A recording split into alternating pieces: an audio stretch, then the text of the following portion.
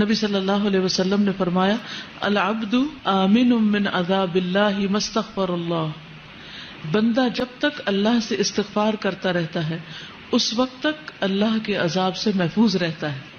جیسے قرآن مجید میں بھی آتا ہے نا کہ اللہ ان کو عذاب نہیں دے گا جب تک کہ وہ استغفار کرتے رہیں. تو آپ کے اندر کسی بھی قسم کا اگر کوئی خوف ہے، بعض اوقات کچھ لوگوں کو فوبیاز ہوتے ہیں، یہ چھت نہ مجھ پہ گر پڑے، یا بلندی پہ جانے کا خوف ہوتا ہے، یا اپنی جان مال اولاد کے بارے میں کوئی بھی خوف ہوتا ہے، کسی بھی قسم کا کوئی خوف آپ کو جب ستاتا ہے اپنے مستقبل کا، بڑھاپے کا، آخرت کا، تو ان سب سے بھی نجات پانے کا ذریعہ یہی ہے استغفار. کیونکہ العبد آمن من عذاب اللہ ما استغفر اللہ، بندہ اللہ کے عذاب سے امن میں ہے. اللہ تعالیٰ ایسے بندے کو عذاب نہیں دے گا جب تک کہ وہ استغفار کرتا رہتا ہے. انسان کے گناہ خواہ آسمان کی بلندیوں تک پہنچ جائیں، لیکن اگر وہ اللہ سے معافی مانگتا ہے تو اللہ تعالیٰ اس کو معاف کر دیتا ہے، اور اللہ تعالیٰ کو اس کی کوئی پرواہ نہیں. یعنی ایک تو یہ ہوتا ہے نا کہ ہم جیسے کسی کو معاف کر کے بھی معاف نہیں کرتے، بار بار وہی غلطی دوسرے کی دہراتے رہتے ہیں، یا اپنے آپ کو رلاتے رہتے ہیں، یا اس پر تکلیف محسوس کرتے ہیں.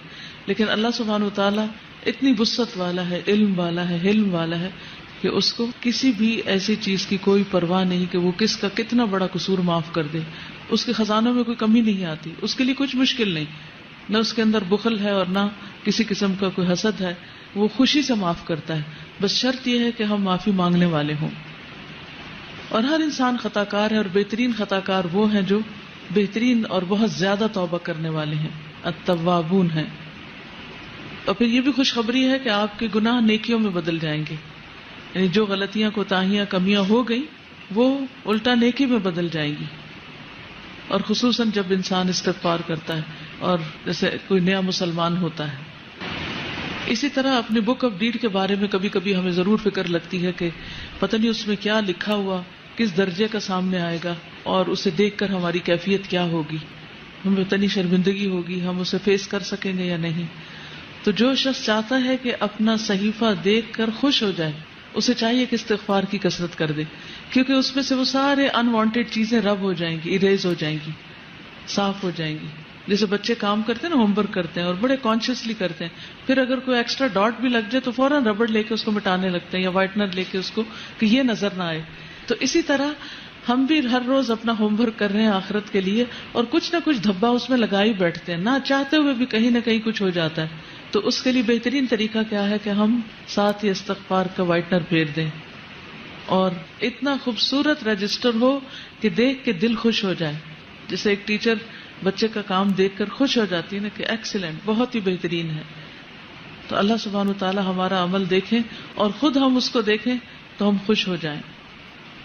آپ صلی اللہ علیہ وسلم نے اس شخص کو خوشخبری بھی دی ہے، طوبی لمن وجد فی صحیفته استغفارا کثیرا. اور اس کے لیے ہمیں کرنا کیا چاہیے؟ اپنی زبان میں بھی استغفر اللہ کہیں، اللہ سے معافی مانگے، اور مختلف جو استغفار کی دعائیں ہیں ان کو پڑھیں. انشاءاللہ ایک نیا کارڈ بھی بن رہا ہے جس میں سارے استغفار قرآن مجید سے اور مسنون جتنی بھی دعائیں استغفار کی ان سب کو جمع کریں، تاکہ کوئی کسر نہ چھوڑیں اللہ سبحانہ وتعالیٰ سے معافی مانگنے کی ہر طریقے سے. کیونکہ بعض اوقات ہوتا ہے نا، ایک انداز میں بات کرنا اللہ تعالیٰ کو پسند آتا ہے، اور بعض اوقات ایک اور انداز میں زیادہ افیکٹو ہوتا ہے. تو ہمیں نہیں پتا کہ کون سا طریقہ اللہ کو زیادہ پیارا ہو، تو ہم سارے طریقے اختیار کر لیتے ہیں تاکہ اللہ تعالیٰ ہمیں معاف فرما دے. اور عام طور پر جو کثرت سے آپ چلتے پھرتے پڑھ سکتے ہیں، واستغفر اللہ العظیم الذی لا الہ الا هو الحی القیوم واتوب الیہ، اس کا اتنا زیادہ اجر بتایا جاتا ہے کہ اگر کوئی میدان جنگ سے بھاگا، اور یہ کبیرہ گناہ ہے میدان جنگ سے بھاگنا، تو اس کو بھی معاف کر دیا جاتا ہے جو شخص یہ پڑھتا ہے استغفر اللہ العظیم الذی لا الہ الا هو الحی القیوم واتوب الیہ. پھر اسی طرح یہ ہے کہ انسان کو اس بات کی بھی توقع رکھنی چاہیے کہ میرے اس استغفار سے میرا رب خوش ہو رہا ہے. کیونکہ وہ اونٹنی والی جو حدیث آتی ہے کہ اللہ تعالیٰ اس بندے سے زیادہ خوش ہوتا ہے جس کو صحرا میں کھوئی ہوئی اونٹنی مل جاتی ہے. تو جب ہم استغفار کرتے ہیں تو یہ کوئی معمولی فعل نہیں ہے، اللہ سبحانہ تعالیٰ اپنے بندے سے راضی ہو جاتے ہیں، خوش ہو جاتے ہیں.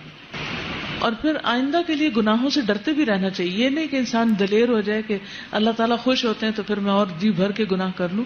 نہیں، مومن جو ہے وہ گناہ کو اپنے اوپر پہاڑ کی طرح سمجھتا ہے، جیسے کوئی پہاڑ گر گیا اس پر اتنا پریشان ہوتا ہے وہ. اتنا تکلیف اٹھاتا ہے گناہ کر کے. اور منافق جو ہوتا ہے یا فاجر، وہ ایسے جیسے ناک پہ بیٹھی مکھی اور اس کو ہاتھ کے اشارے سے اڑا دے، یعنی اسے معمولی سی چیز ہے. اور پھر صبح شام سید الاستغفار بھی انسان پڑھتا رہے، اور ہر مجلس کے اختتام پر. جیسے حالانکہ ہم قرآن پڑھ رہے ہوتے ہیں، لیکن پڑھتے اور پڑھاتے ہوئے ہو سکتا ہے کوئی ایسی بات منہ سے نکل جائے جو اللہ تعالیٰ کو پسند ہے، اور بھول چوک تو لازم ہے، ہو ہی جاتی ہے، نہ کرتے ہوئے بھی ہو جاتی. تو ایسی ساری چیزوں اور کمیوں کوتاہیوں کا جو طریقہ ہے وہ پھر استغفار میں ہی ہے. اور وہ کیا ہے؟ سبحانک اللہم و بحمدک اشہد ان لا الہ الا انت استغفرک و اتوب الیک. اور نبی صلی اللہ علیہ وسلم تو